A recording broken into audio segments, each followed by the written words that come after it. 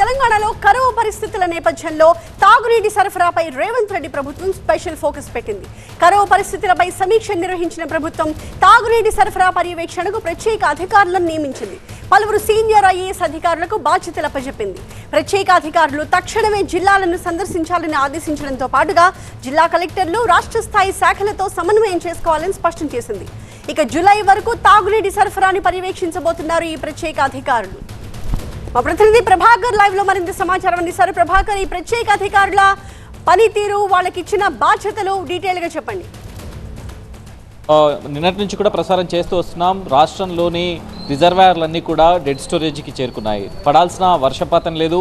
తీవ్ర వర్షాభావ పరిస్థితులు రాష్ట్రంలో ఉన్న నేపథ్యంలో చాలా వరకు సాగునీటికి కానీ త్రాగునీటికి కానీ వచ్చే సమ్మర్లో ఇబ్బందికర పరిస్థితులు ఉండనున్నాయనేది మార్నింగ్ నుంచి కూడా మనం ప్రసారం చేసాం. దాని తర్వాత సీఎంఓ కూడా దీనిపై స్పందించింది. వెంటనే 10 మంది అధికారులతో కూడిన ఐఏఎస్ అధికారులు, సీనియర్ ఐఏఎస్ అధికారులను ప్రతి జిల్లాకు కేటాయించింది. జిహెచ్ఎంసీ మినహా, హైదరాబాద్ జిహెచ్ఎంసీ మినహా మిగతా చోట్ల ప్రతి చోట కూడా 10 మంది ఐఏఎస్ అధికారులను కేటాయించింది. సో దాంట్లో ప్రత్యేకంగా తాగునీటికి సంబంధించిన ఎక్కడైతే ఇబ్బందులు ఉన్నాయో వాటన్నింటినీ కూడా వెంటనే మానిటర్ చేయాలి. దీనిలో ఇంతకుముందు ఆ జిల్లాలో పనిచేసిన కలెక్టర్లు, అట్లాగే ఆ జిల్లాలో కీలక బాధ్యతల్లో ఉన్న అధికారులను మాత్రమే వేసింది.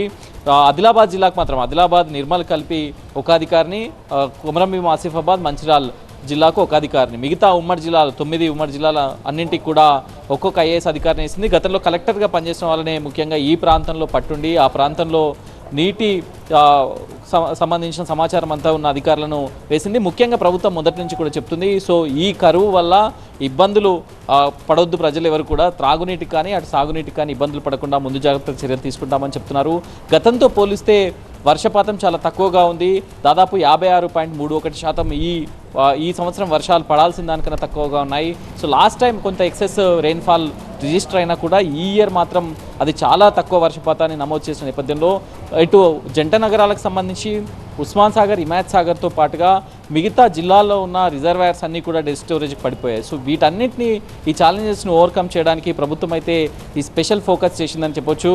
జూలై వరకు వెంటనే అధికారులు గ్రౌండ్ లెవెల్కి వెళ్ళాలి. ఎక్కడెక్కడైతే ఈ తాగునీటి కోసం ఇబ్బందులు పడే అవకాశం ఉందో అక్కడ ప్రతి జిల్లాను కూడా, ప్రతి మండల హెడ్ క్వార్టర్ని, ప్రతి గ్రామాన్ని కూడా అవసరమైతే సందర్శించాలి. అక్కడున్న లోకల్ రిసోర్సెస్ నుంచి తీసుకోవడమా, లేకపోతే అక్కడున్న రిజర్వాయర్ల నుంచి తీసుకోవడమా, లేకపోతే ఆల్టర్నేటివ్ అరేంజ్మెంట్స్ చేయడమా, ఇట్లాంటి ఏవైతే ప్రణాళికలు ఉన్నాయో వాటన్నింటినీ రూపొందించి వెంటనే గవర్నమెంట్కి రిపోర్ట్ చేయాలని చెప్పారు. అధికారులు ఈ రోజు నుంచి వెంటనే గ్రౌండ్ లెవెల్లోకి వెళ్ళాలి, పనిని ప్రారంభించాలనేది అయితే ముఖ్యమంత్రి చెప్పారు. సో డెఫినెట్గా 2-3 లాస్ట్ మీటింగ్స్లో కూడా సీఎం కోట్ చేస్తూ వస్తున్నారు. కరువు ఉన్న నేపథ్యంలో దాన్ని ఓవర్కమ్ చేయడానికి డెఫినెట్గా మేము రెడీగా ఉన్నాం. ఇది కాలం తెచ్చిన కరువు కాబట్టి మేము దాన్ని ఓవర్కమ్ చేస్తామనేది అయితే ముఖ్యమంత్రి చెప్తున్నారు. ఇప్పుడు ఈరోజు సిఎస్ మీటింగ్లో కూడా అదే చెప్పారు. సో ఎట్టి పరిస్థితుల్లో కూడా కరువును ఎదుర్కోవడానికి అధికారులు సిద్ధంగా ఉండాలి. త్రాగునీటి సమస్య ఎక్కడ కూడా ఉత్పన్నం కాకుండా చూడాలి అనేది అయితే ఈ 10 మంది అధికారులకు క్లియర్గా ఇన్స్ట్రక్షన్స్ ఇచ్చారు. సో తాగునీటి కోసం అయితే ప్రభుత్వం స్పెషల్ అరేంజ్మెంట్స్ చేసిందని చెప్పాలి. Right, thank you Prabhakar.